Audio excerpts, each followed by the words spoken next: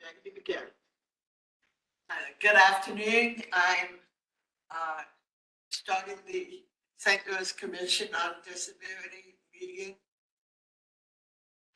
We'll start with a roll call. Dana? All right. I have Linda Baker, Here. Barber, Here. Don Chapman, Sarah Coyle, Here. David Forrest, Here. Howard Hayes, Here. Stephen Harris, Here. thank you. Linda Johnstone, thank you. Josh Lewis, Stephanie McDowell, This is Stephanie. I'm here. thank you. Brandon Morris,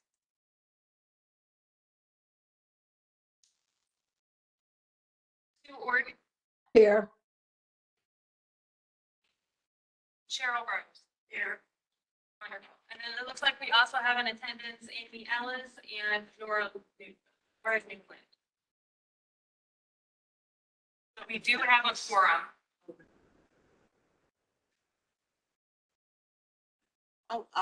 Welcome. Our next thing is the approval of the minutes from September. Need a motion to approve or any feedback on it. So moved, Howard. Second. Thank you. It looks like Josh Lewis is up there. Josh Lewis, are you here today? Josh, unmute yourself so we know you're here. I don't see his devices, either camera or microphone, to his name.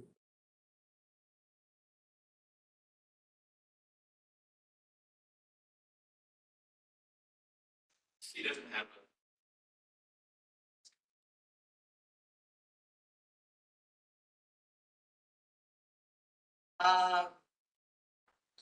All right, so we have our motion.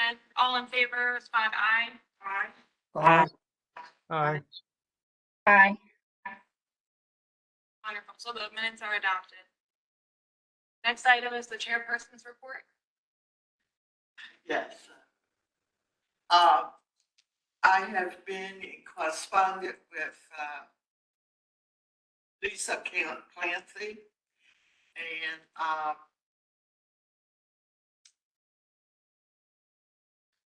Dana, she sent us a universal design ordinance that was passed in Prince George, Maryland.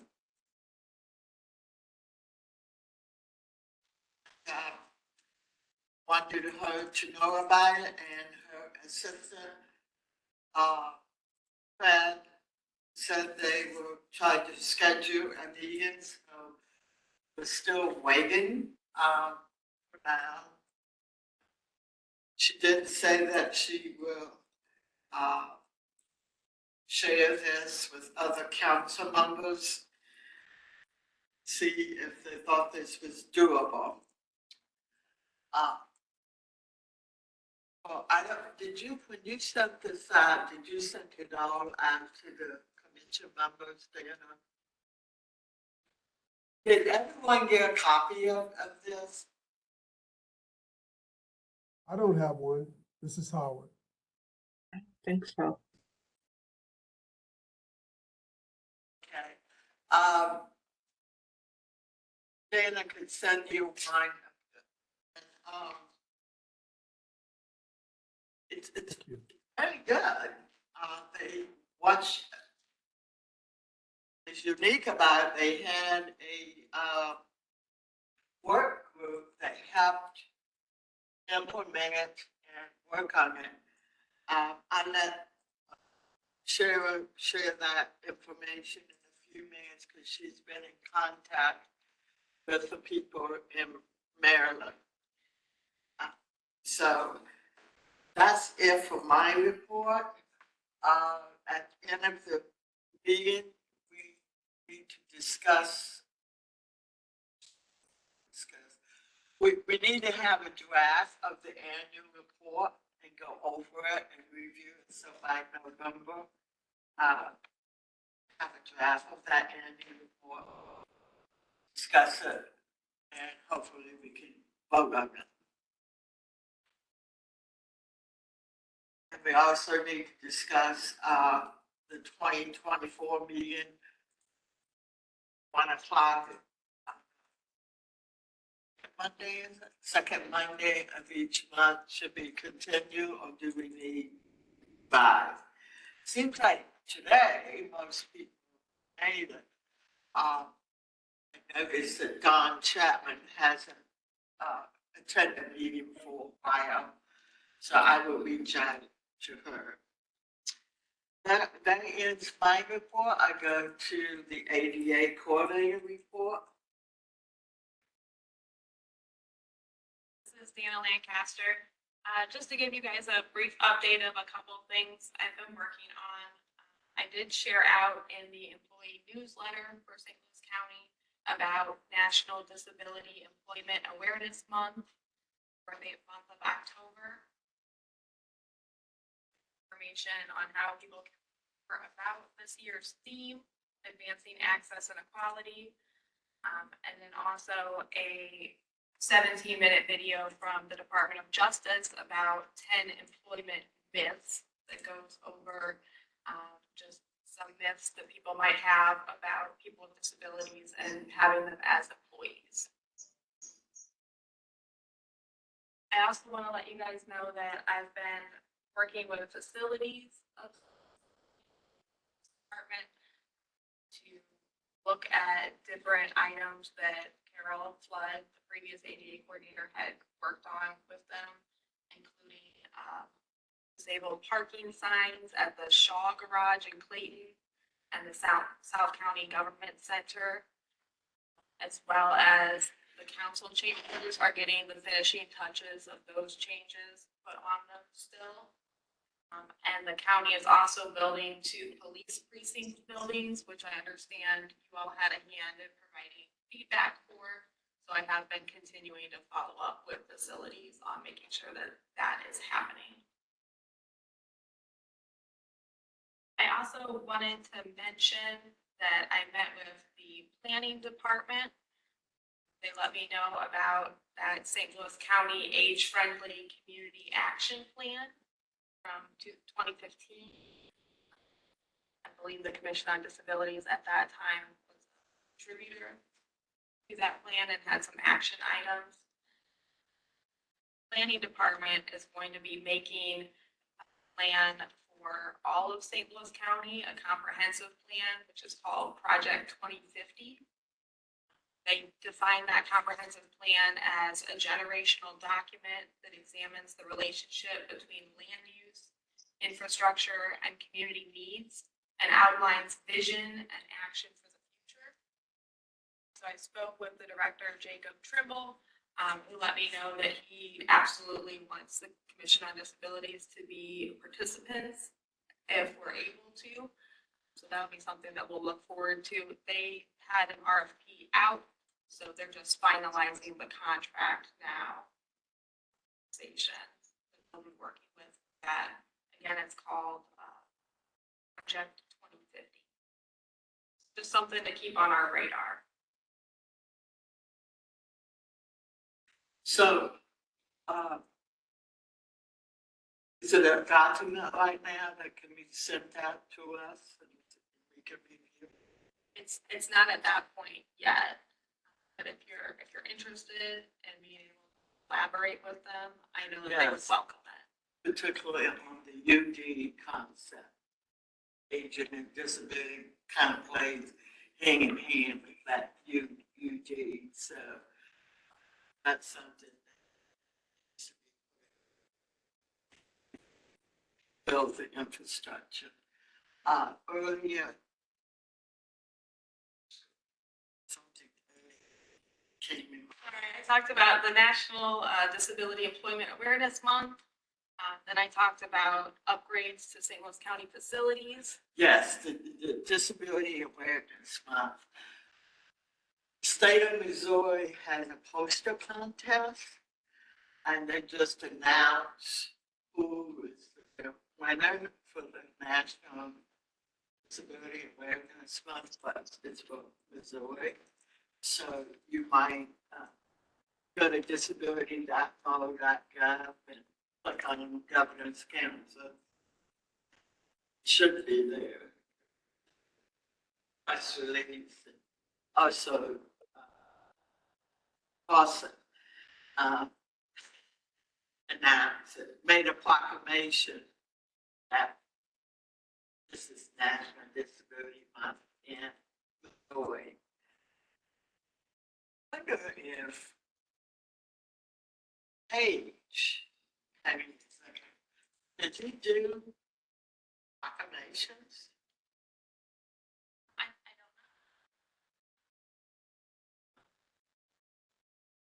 don't know. No, the government does do kind of the office. So, just, just Missouri has had this for quite some time. So, October, so.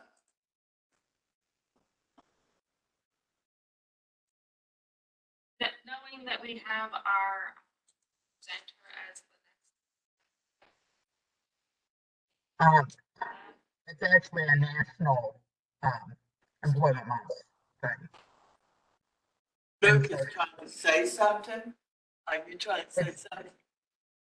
Yeah, that employment month stuff that Deanna was talking about, that's actually a national awareness month that is recognized. They changed it, but it's always been National Employment Awareness Month. Focus was employment. If the history behind it, there used to be an old president's committee on employment. And there was always a focus on employment. And then there's a spun off called Inclusion Disability. And they work with corporation to include people with disabilities in the workforce. So they might have changed it to awareness, but original name had employment in it. And also there's materials. I forgot all about that. I helped pass a piece of legislation that schools can talk about this. It's under, it's moved to Department of Education. They should have that material about disability awareness materials. Okay, so without much ado, we just talked about that there's a master plan on aging. So I've invited Laura Newland to speak about it. So Laura, welcome. Start your presentation. Do you have a PowerPoint or are you just Can gonna? you hear me? Yes. I do have a PowerPoint, if I could share my screen.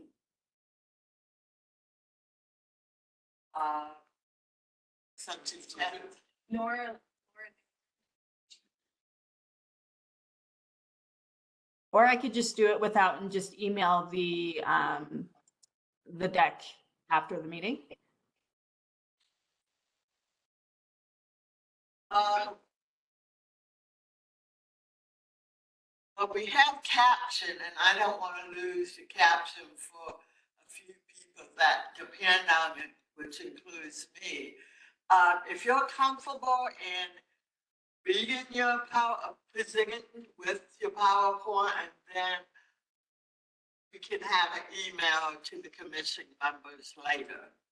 Okay, that sounds great. So I really appreciate the invitation to speak to y'all today. I am with the Missouri Department of Health and Senior Services. I'm actually with Alvarez and Marcel Public Sector Services, which is a consulting firm. We consult with state and local governments across the United States, but I'm providing support to the Missouri Department of Health and Senior Services on coordinating their master plan on aging. So the lead person for the state on the master plan on aging, or the MPA, is Mindy Alstead. I'm not sure if you all are familiar with her, but she's the chief of the Bureau of Senior Programs here in the state of Missouri. So I am talking today about the master plan on aging. So what is it? It is a clear framework to plan for 10 years. It is a living document, so it's something that is intended to have a constant conversation and edits depending on what is happening within the state and what people want to think about strategically for the duration of the plan. It is a document that allows governors to communicate a clear vision and priorities for the state, and it's intended to guide state and local policies of public and private programs towards aging with dignity. So even though it's called a master plan on aging, this is really a document that prepares the state and the community for people of all ages, because we are all aging. And so this is partly why I am speaking to you today. It is going to reflect extensive input from the community, including people of all ages and abilities, and allows the state to allocate funding or resources to implement initiatives from the master plan versus just reacting to individual stakeholder needs or whatever the politics are of the moment. So currently, Missouri has a state plan on aging, and the state plan on aging is a federal requirement. So the Administration for Community Living requires every state to do a state plan on aging in order to receive funding through the federal government. And it really focuses on the aging network. There are 10 local area agencies on aging within the state of Missouri. And so the focus is on all of the federally funded programs, which are about in-home services, legal services, accessing, services in the community, nutrition like Meals on Wheels, or the community dining sites that you have within your state, family caregiver, things like that. And the folks who have the input on the state plan are generally those folks who are within the aging network. So the master plan on aging, it's not required.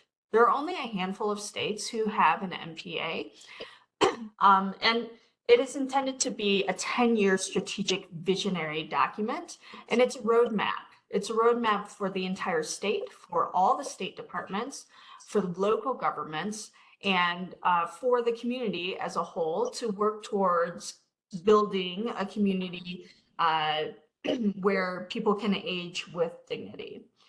The focus here is on all the relevant needs of seniors and adults with disabilities to be able to live in community with dignity.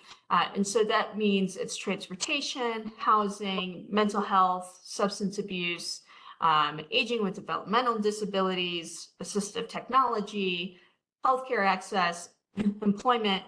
You get the idea. Basically, all the ways in which we need to think about to be able to live well in community.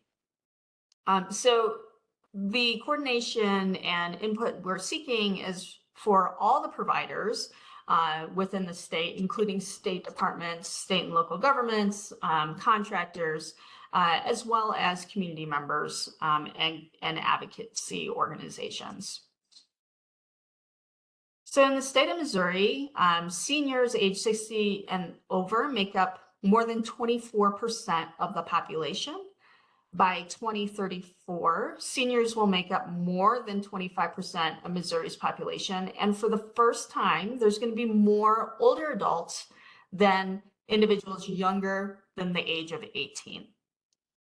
That gap is going to continue to widen until Missouri seniors are predicted to greatly outnumber children by 2060. So with the Master Plan on Aging, there are 3 core values we're looking at. Equity, that means we're including everyone. Access, we want to make sure that people can access services and supports no matter where you live within the state. And choice, the more choices folks have, the better. The Master Plan on Aging has an advisory council. The governor has appointed people to be a part of the advisory council. It's about 40 members. Half of the advisory council are cabinet members, so they are directors and leaders of state agencies, and the other half are community leaders within this space. There are 7 subcommittees that report up to the advisory council. The subcommittees are transportation, housing and aging in place, whole person health, daily life and employment, safety and security, family caregivers, and long-term services and supports. So where are we right now? In 2023, earlier this year, Governor Parsons issued an executive order establishing advisory council for the Master Plan on Aging. The advisory council and subcommittee were formed.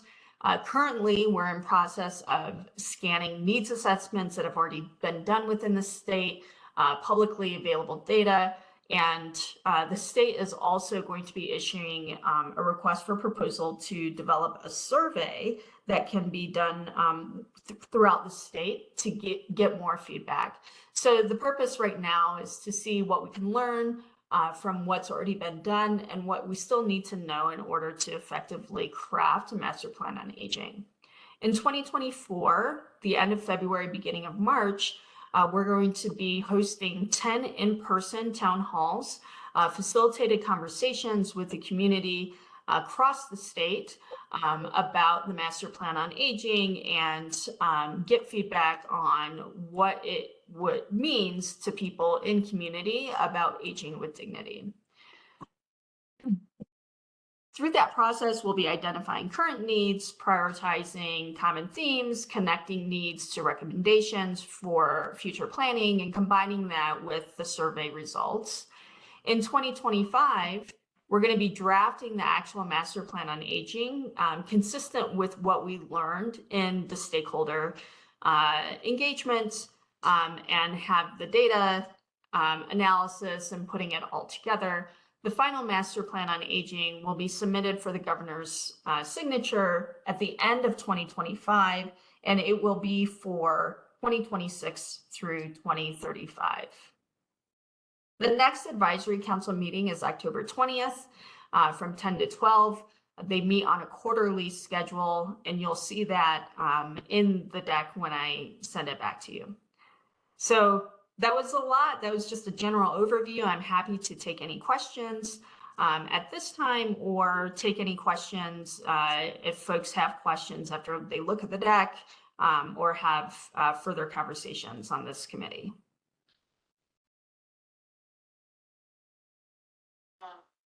What comes to my mind, are you talking about universal design being implemented in this plan as far as housing goes? Yes, so housing actually has a specific work group on universal design.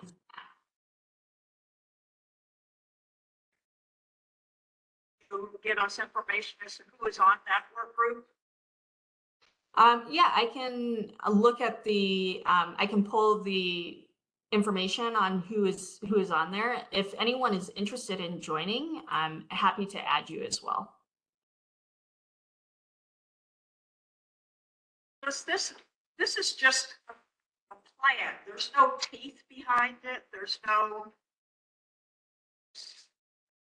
So this is a plan, and you know, the idea is that as part of the plan, agencies will also have reporting to link with recommendations as well. So it's about transparency to say that this is what the community has decided would be the priorities for the next 10 years. This is the vision that we're going for. And, you know, the administration will be responsible for providing regular reports as well. The other piece is that some of the recommendations will be programmatic in funding. And so, you know, when funding is available or when folks are looking to, you know, support aging programs or support folks with disabilities in community, that this is a good starting point. There are also going to be some legislative recommendations as well. And so it helps, it's going to also be an advocacy document, if that makes sense. but you know, the current governor is not running again, so what keeps this? You know, if the next governor doesn't want to do this, is there anything that prevents him or her from, you know, axing the whole thing? So it's at this point, it's a great question, but at this point, it's hard to stop it because it's already in motion.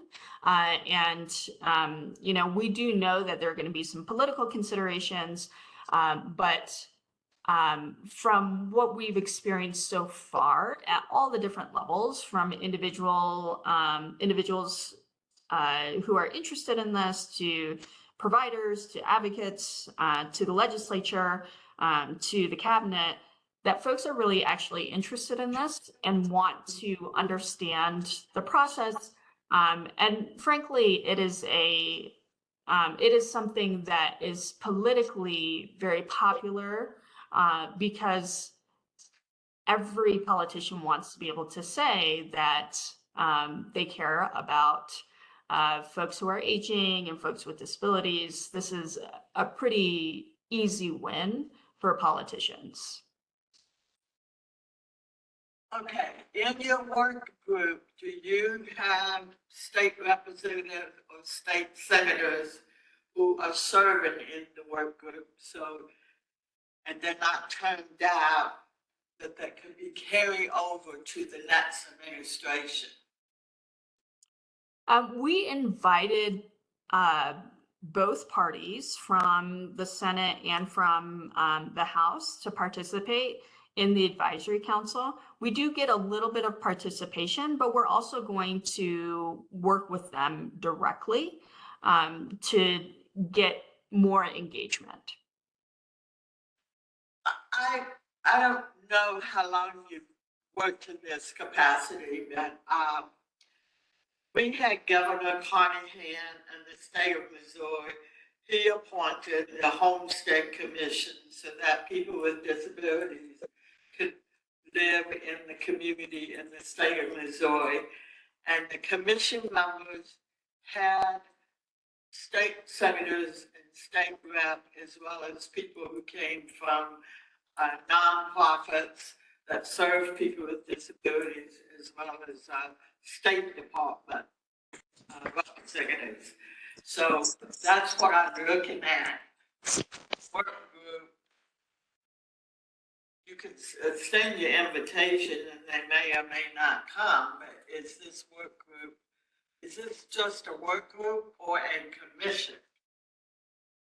So the larger advisory council is more similar to a commission.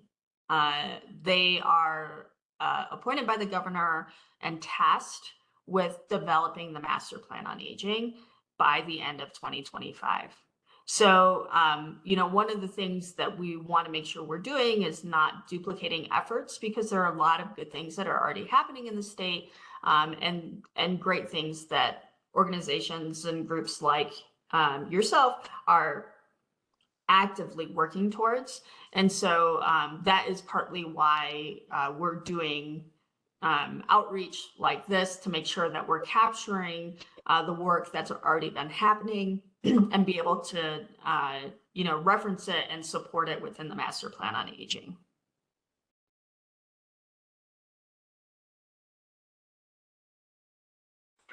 Somebody wants to speak, Luke? I've got two questions. One of which is, I put in the chat, but the other one was the master plan with the state plan. So when the master plan is developed, would that become the state plan? Or would we still have to submit the state plan in addition to the master plan? So the state plan has very specific requirements, and so the state still has to have a state plan, but it can reference the master plan on aging, and the Administration for Community Living, which is the federal agency that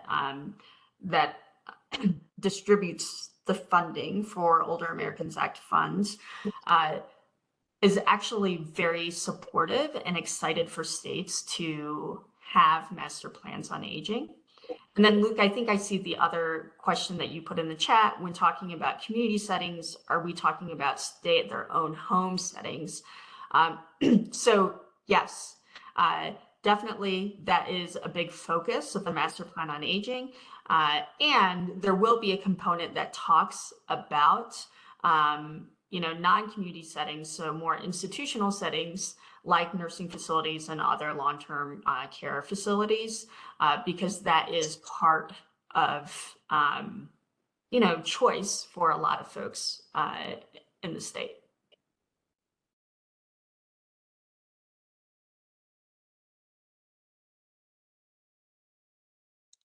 This is on institutions versus community living.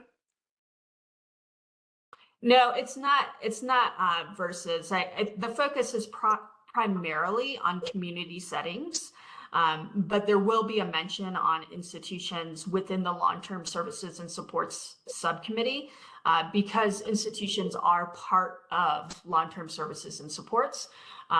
We want to be able to have a community where folks have choice about where they live, and that they can live safely for as long as they want within community, and offer institutional support for those who need it, and for those who want it. Okay, glad you clarified that. Any other questions, comments? Luke has a question in the chat. Luke has a question? Okay, Okay. he brought that up. Oh, he did, okay. Anybody else? Susan Horton has her hand raised. Sue? Yeah. Or It really was an answer to Cheryl's question. Wayne Crawford from the Governor's Council is on the Housing Subcommittee. He's the co-chair of that subcommittee, so it has been really leading and driving that work. But I can give you the membership as well. Matt Rosenthal on there? I know he's on. Yeah, something. I think he is. Okay, he mentioned that he was on something. I didn't know what it was. Thank you. so we got Dan and Mr. Crawford. That's good.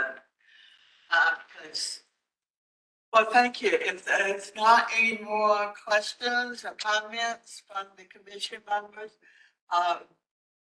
thank you for taking the time to attend our meeting. And if you could just send your PowerPoint to Dana, and she can send it out to the commission members. Absolutely. You're welcome to stay at the meeting, or you can leave. Thank you so much. Really appreciate it. But, thank you. The next agenda item is old business, first item is older adult commission update. Yeah, just a minute. Yeah, I was unable to log on to the WebEx, but I had Carol Rodriguez send me some minutes, so I will share those with you all. Again, they had a report from the same commission from Laura that we had. The other item that they discussed quite a bit was the property tax relief, and they are going to make sure that they contact all of their council members to have them get behind it. They did discuss the universal design ordinance from Prince George's County in Maryland. And then they also said that the legal assistance for CORE, they needed some more staff. And at next month's meeting, they're going to discuss the home repair program. So that's all that she shared with me.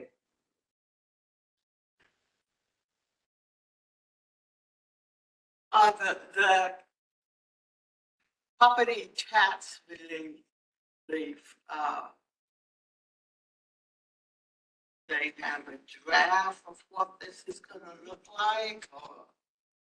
That's the one that is with Senate Bill 150, that each county has to establish a guidelines in order to accept it or have a, and so they are, I think Harder was the one who had proposed it and he didn't get enough votes. So they were asking everybody to kind of contact, these are for seniors, I think it's the age of 65 or over, to have their taxes frozen.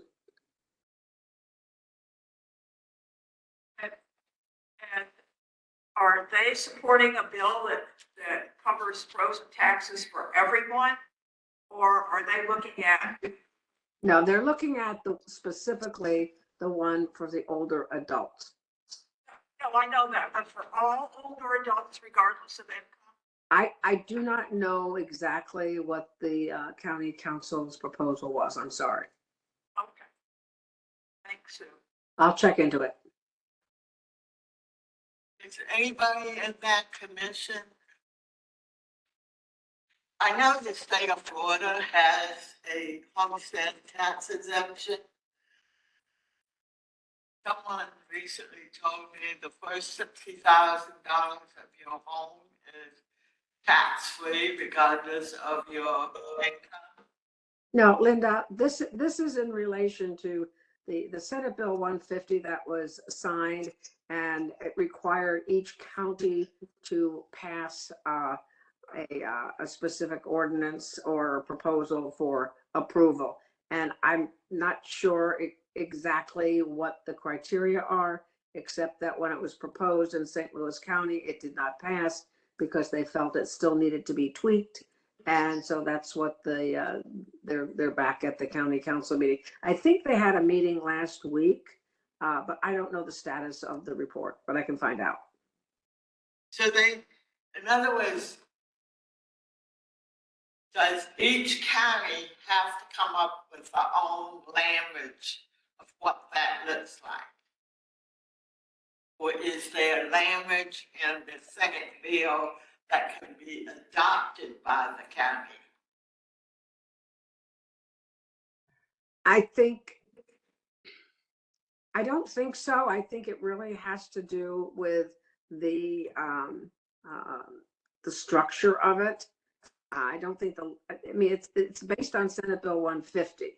And I know that a lot of people were not happy with the language in Senate Bill 150. They thought it was a little too loose, but I think that they were tweaking it. And so each county, from what I understand, has to establish their own agreement or negotiate their own agreement in order to pass it. And Councilman Harder has been the leader in trying to get this done. And I'll contact him and find out what the status is. How's that? Luke has a question. Yeah. I know that some of this was state level with Senate bill, But part of the reason why it failed the first time in St. Louis County was there was a question about whether or not they were allowed to do means-based testing.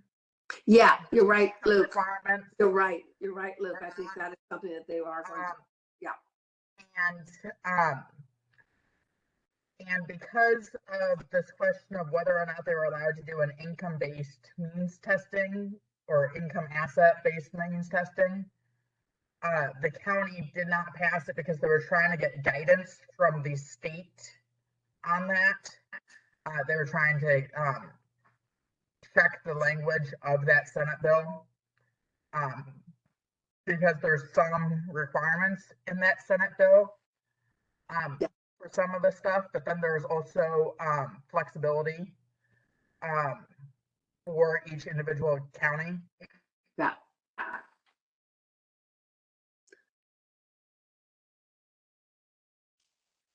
Well, I'm going to try and contact Councilman Harder and see what the status is.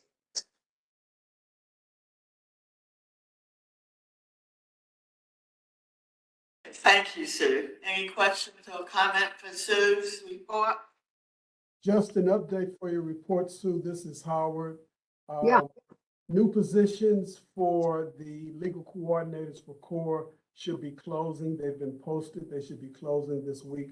So hopefully interviews will start immediately after, and we'll have wonderful. over there. Great, thank you. What was that? Interviews for what? What does that mean? Coordinates for court. Could you explain that? They would be administrators that could assist seniors with legal problems, wills, things such as that, mortgages, etc. At no charge, they would be able to come to the core offices and receive free legal coordination.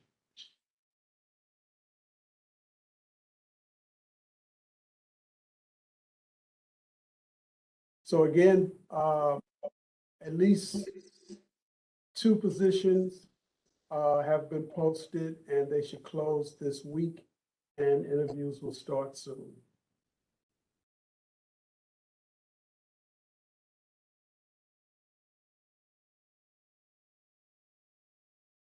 Is there a job description of these positions? Yes, and you can go online to the county's website up under jobs and pull it up. And it will be housed under Department of Human Service? Yes, under our division of County Older Residents Program.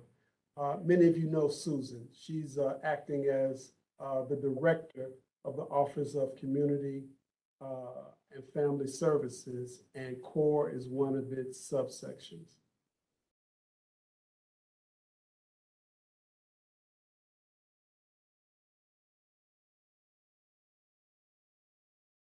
Okay. Thank you, Mr. Hayes. Anything else under the Aging Commission report? If not, we go further on the University Design Task Force update. Cheryl had a conversation, so Cheryl. Okay, well, first of all, Anna was very able to send us a copy of a universal design. Well, it's actually a universal design ordinance passed by Prince George's County, Maryland. And it's really quite an extensive ordinance. It covers all housing. The only thing it excludes are townhomes, complexes where there's a first and second floor over, and dorms and colleges. And it covers more features than what we cover. It covers, other times, you know, visual smoke alarms, smoke detectors, things like that. But other than that, a lot of it is pretty much goes along with what we have been wanting all along. The ordinance does allow builders to request waivers up to 50% of the dwelling units. And the reason for that, I was told, is that it's very hilly in Prince George's County. So there are going to be properties or developments where no step entries are not going to be feasible. I did have a conversation with someone from the council person's office that passed it. I'm going to be actually talking to the council person next week. Her name is Jolene Ivy. She's new on the council. I talked to a staff person who told me that this has been going on for 3 or 4 years. Prior council person has introduced it every year. It didn't pass. But there has been now a substantial change in the makeup of the county council. And it's a more liberal group.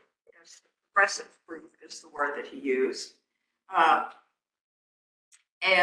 So Ms. Ivy, Councilperson Ivy, decided to reintroduce the ordinance.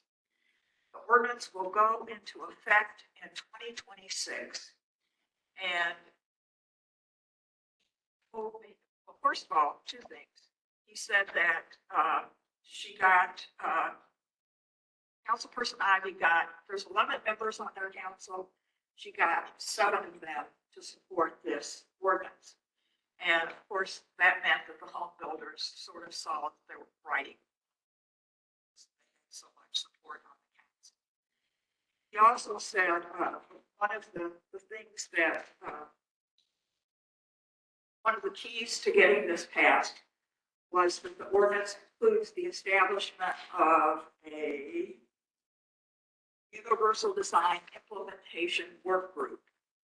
That work group is supposed to meet every month for a year to talk about how to implement this, what we should do, what kind of problems there are, and take it back to the council. The council can then, you know, change things or whatever. The work group is made up of county government, building industry, building architects, nonprofit building community for disability advocates, aging in place, and so forth. So it's quite an extensive group of people. This is exactly what we wanted to do before we had our ordinance put in, before we started working on our ordinance.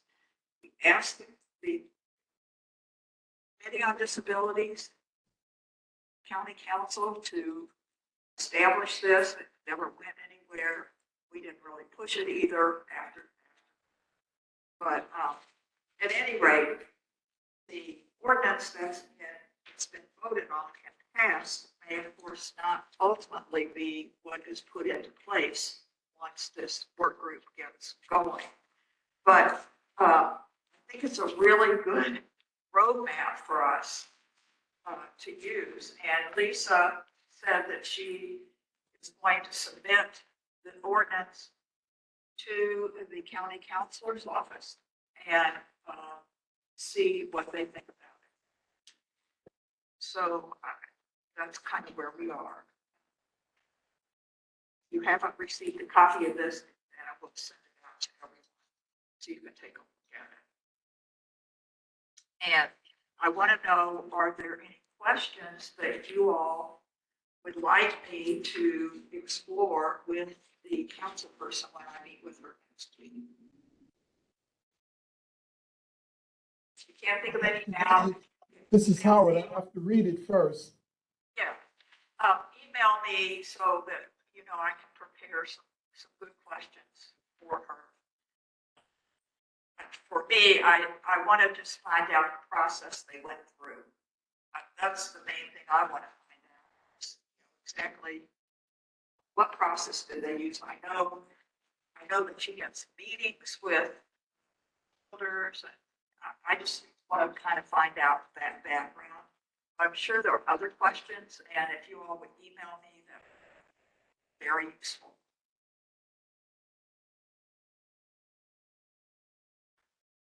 Cheryl, so you will email out the Prince George County ordinance today, or when you get a moment? Yeah, Dana will do it. Email Okay. it. Thank you. How did you find, what you learned? I just try to keep really updated with everything, and I saw it in some news blast or newsletter from somewhere. Well, bless you. That's all I can say, because we would not have known. It sounds like the older residents got their hands on it as well. Well, no, I think we sent it to them. I forwarded it to them. I think that's how they got it. Yeah, you first did it, I sent it to Dan and Carol.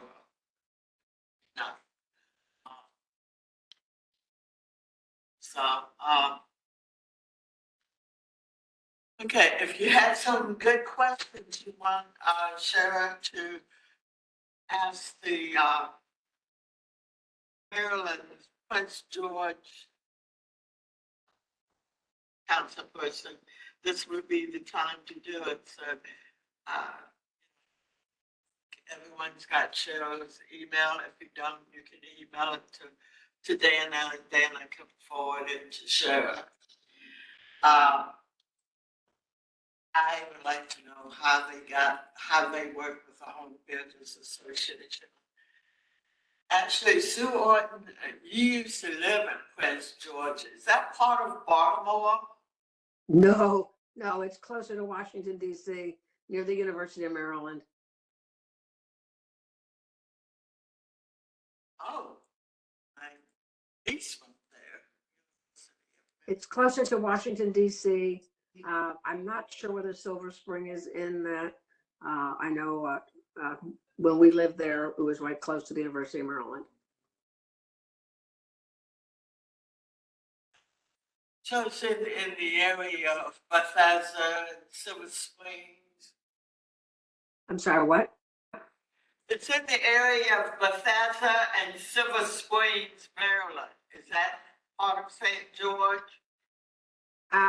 No, Bethesda and Silver Springs is Montgomery County, I believe.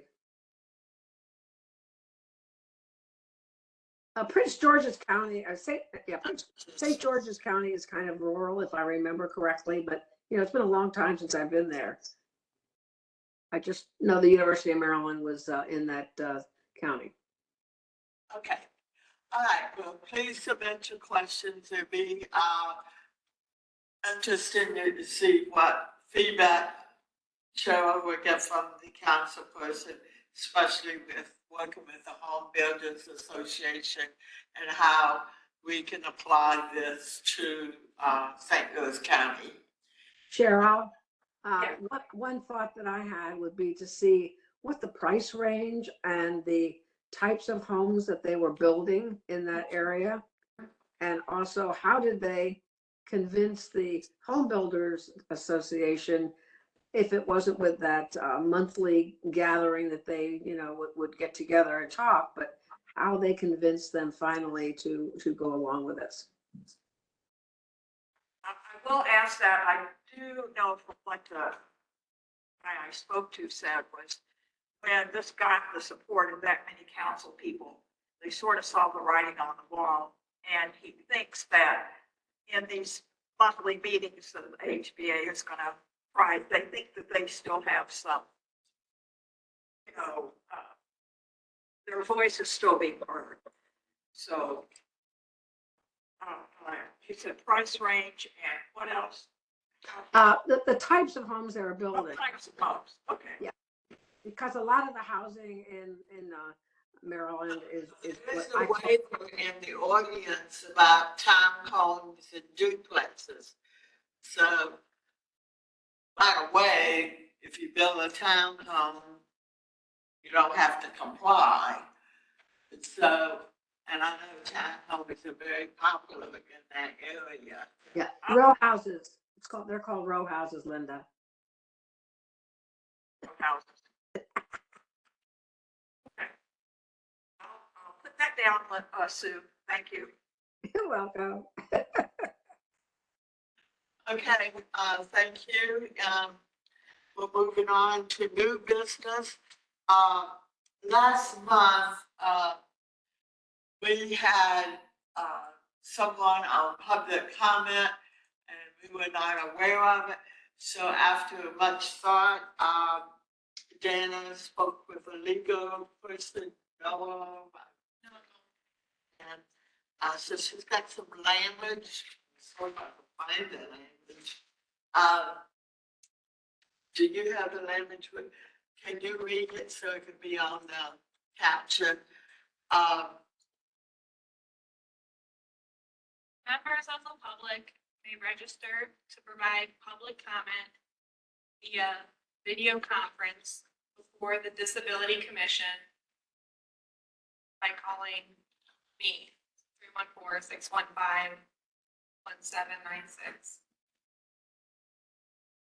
Or emailing D. Lancaster at St. Louis County. So basically, they just need to register ahead of time, is what you're saying.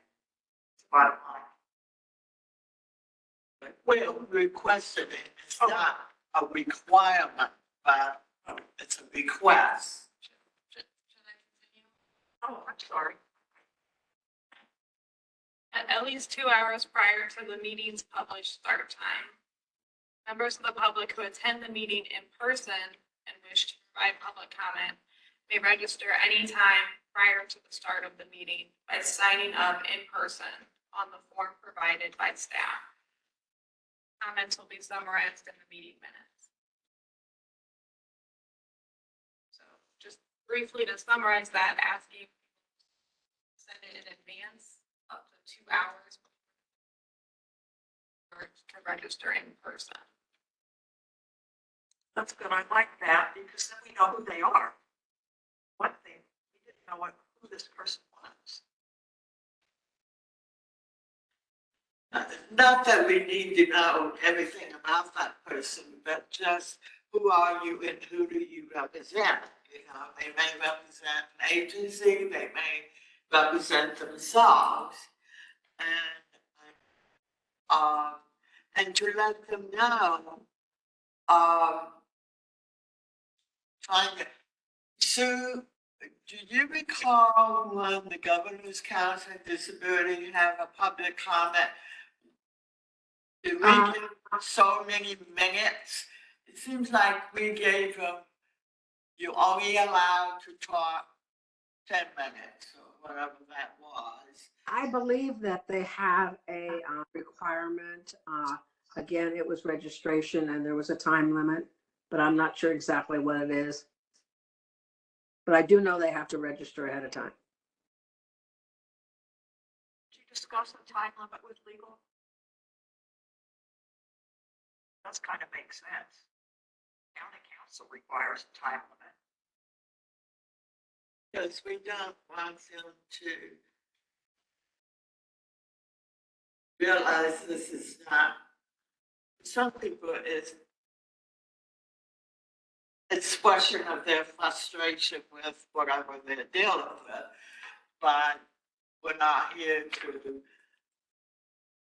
keep going to midnight, you know. So ask Noah about the time limit. Seems like the Governor's Council, we had a time, because we kind of ran into that situation at the state level, and we put a time limit. So for our November meeting, are you going to want the language added or do you want to wait until we Well, get some do we additional have to information? vote for it? Do we have to vote for it? I would expect Okay. that. So Yep. there'll be a motion. Somebody needs to make a motion Linda, that time limit will be added if it's legal. Someone wants to make that motion? Why can't we just wait and do it all? Make a motion. Linda, You want to put in. Or you don't want to have it? Oh, I see. Never mind. I withdraw. I can explain a little bit more about the time limit stuff. a little bit. So, so we need a motion to say that we, Linda, okay, Luke, what did you say? I know at several other boards and commissions that I've attended, they've had a time limit. I know too that the trick with the time limit regulation is that it can't be too short. I know, when I was at the community college in Umslow, they had like a 2-minute time limit. And it was way too short to even be able to get out like a couple sentences. So ideally, a lot of groups kind of go with that 3 to 5 minute kind of rough estimate kind of thing. So I was just sort of throwing that out there so you kind of had a rough estimate of time. I think that, thank you, Luke. So I think 3 to 5 minutes, that's Noah, if that's kosher.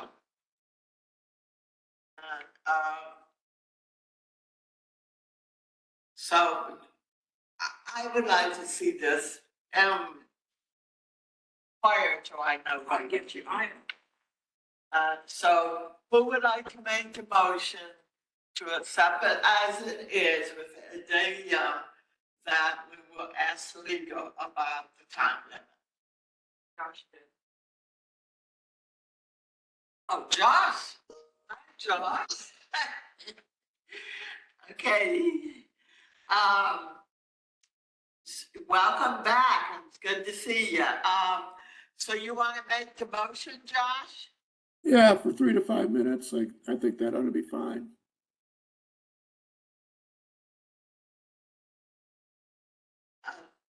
Do we need to repeat what? Would you like me to read it again? Yeah. Josh, Dana's gonna repeat it and you're going to say that you accept that as a motion.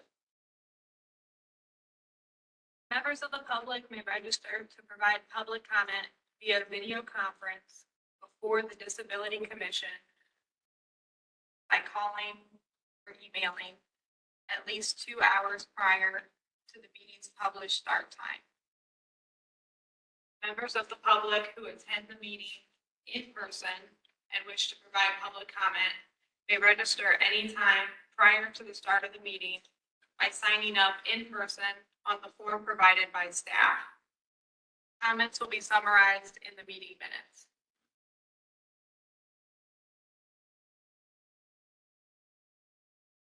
So Josh, Go ahead. so you'll go ahead and say you accept that as a motion with a day that we would have the time limit at. Yeah. Okay, all in favor? Aye. Aye. Oh, we need I'll a second. I'll second. Favor? Aye. Any abstain?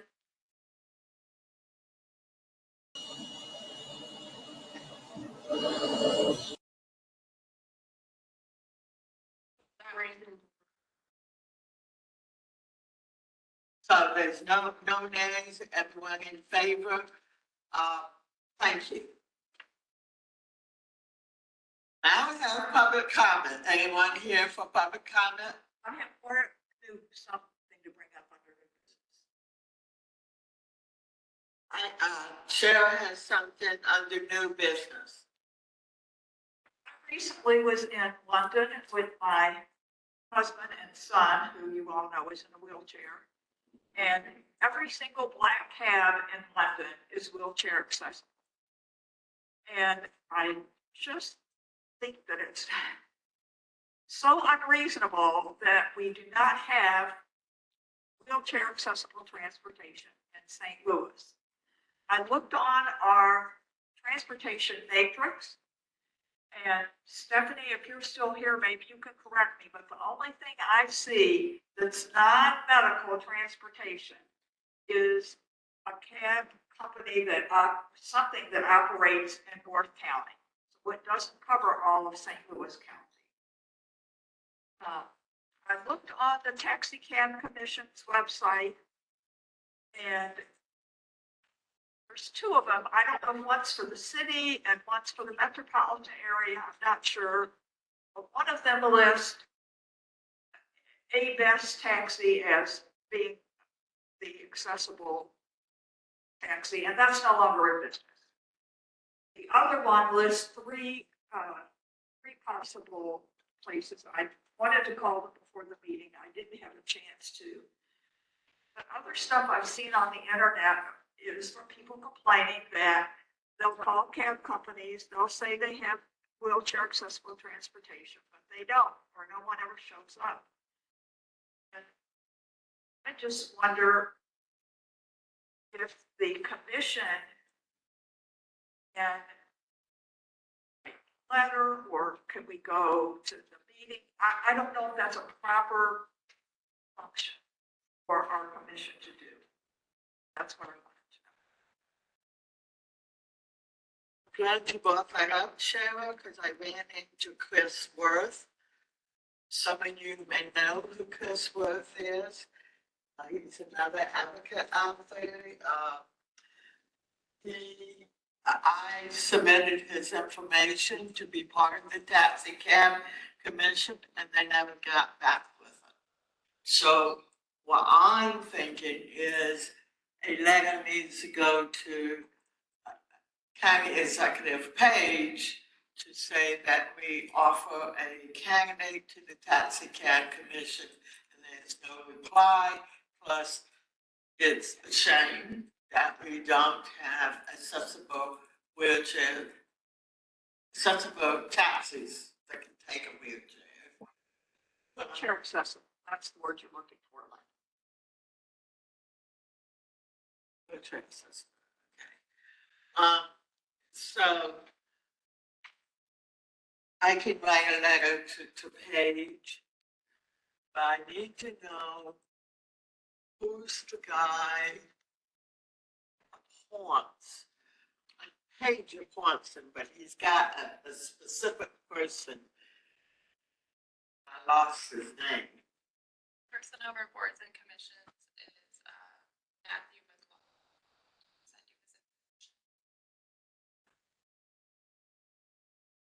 Okay. Can you send me the correct spelling of his name and his email?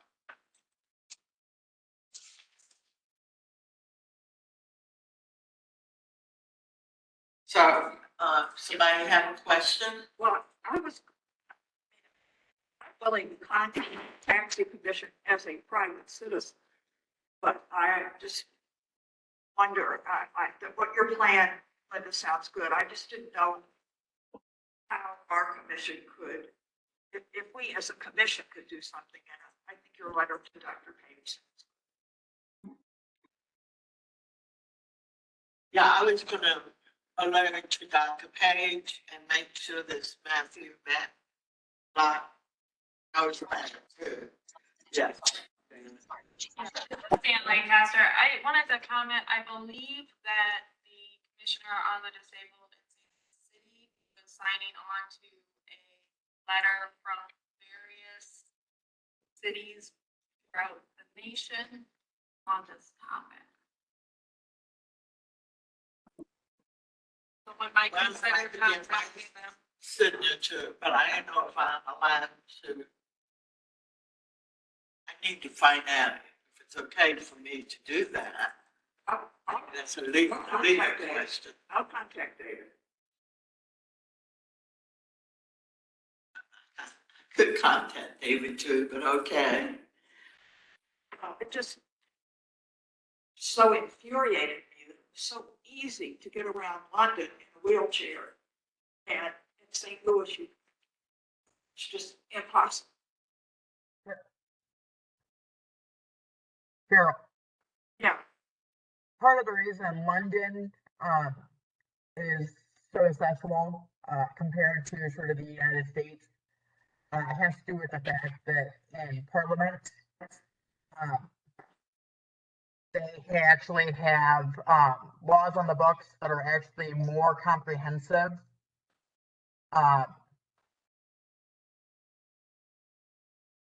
That actually require different features, different forms of accessibility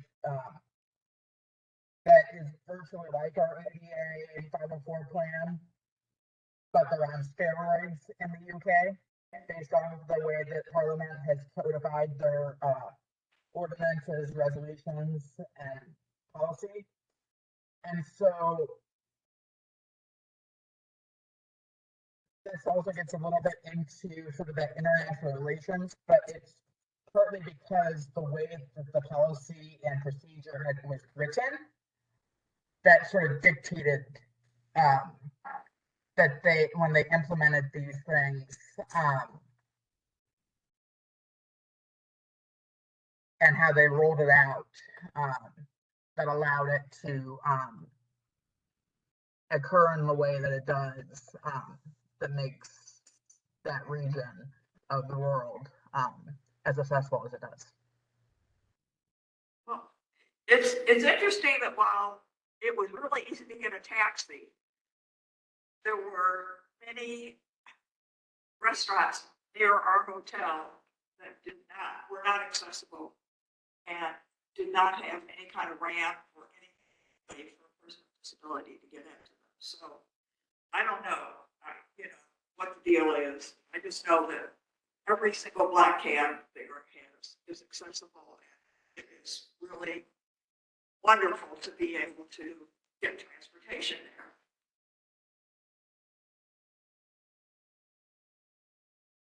I went to Europe, but I didn't go to London. It's not. It's No, not. in other countries. I think if it can be there, if they can have every single one accessible, surely they can have like 5 or 10 here somewhere. And those taxis they had seats that pulled down, so, they weren't only for, so they were usable for everybody. And if they had a wheelchair call, they just pushed those seats up so the wheelchair could get in.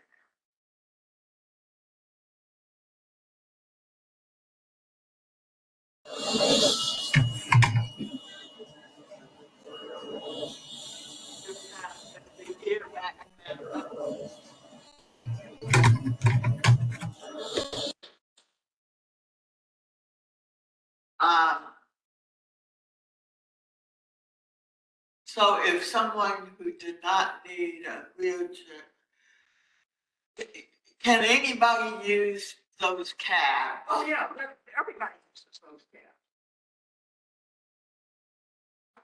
So there's seats. There's seats, like, there's a seat here, and then there's seats here that fold up or pull down, depending on whether you need them. And most of the time, the ramp pulls out from underneath the car, but some of them have it in the back, and it's a portable ramp that they put up. So it's not built into the bill. Some of them were, many of them were built into the vehicle. Oh, They were manually operated. and we know that at the beginning, when we were talking about older adults, why didn't anybody come and interview people in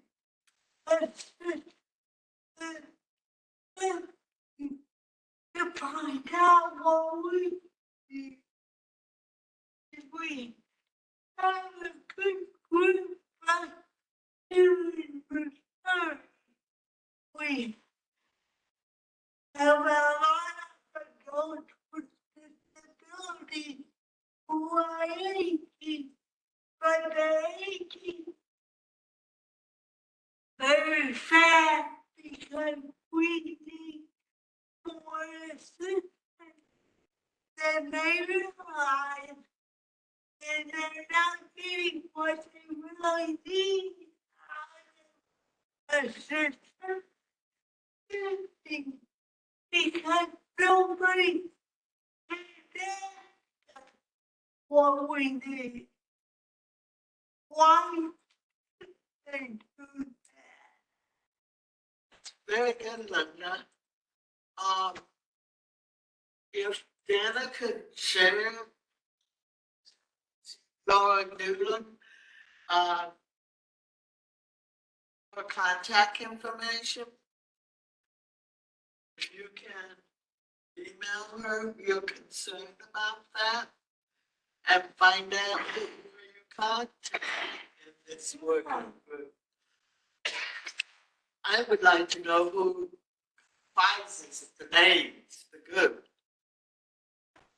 So you could contact them and tell them you could be, not only that you're a member of the commission, but what are your concerns about living in assisted living? And you're probably aware of the Older Adult with Developmental Disability Association. Used to be Pam, I think it's last name. She was the executive director, and Pam should be aware of this. They used to have a conference called Older Adults with Developmental Disability Conference at Holiday Inn on Watson. So, Marco? One of them, when we began to talk about it, they had thought to myself, nobody can really be. And we are being taught in the society to be a part of the community at large. You should have brought that up when the lady was talking. What? You should have brought that up when the lady was here.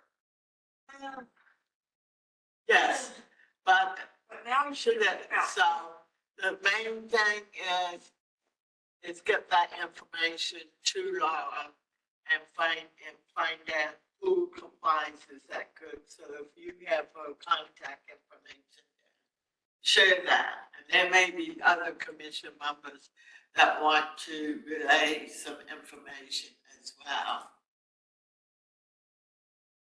Any other business, new business?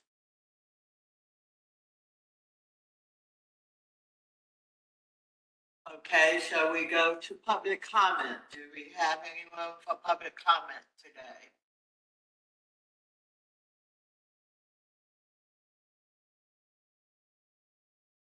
I don't see or hear anyone for public comment, so I will adjourn this meeting, and our next meeting is November 13th. That's not a holiday. That's not Veterans Day. November 13th. Thank you for attending the meeting. I appreciate your attendance. See you in November. Thank you, everybody. Motion to adjourn. Thank you.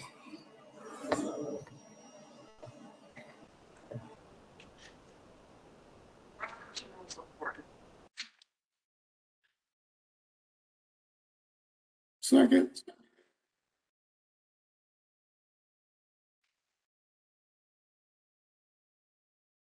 Okay, thank you. Happy Halloween, everybody. All right, Josh, good to see you.